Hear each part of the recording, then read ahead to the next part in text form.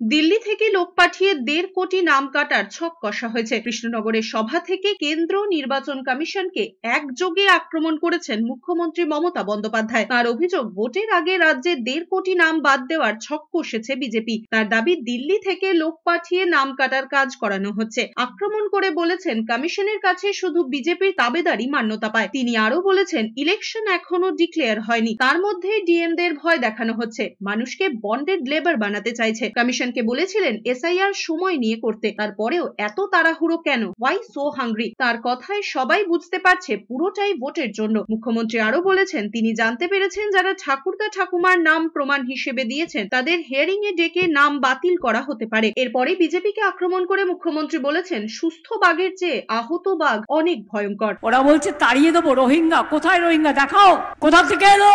আর রোহিঙ্গা যদি হয় তো আসবে তো মণিপুর হয়ে, মিজোরাম হয়ে, নাগাল্যান্ড হয়ে।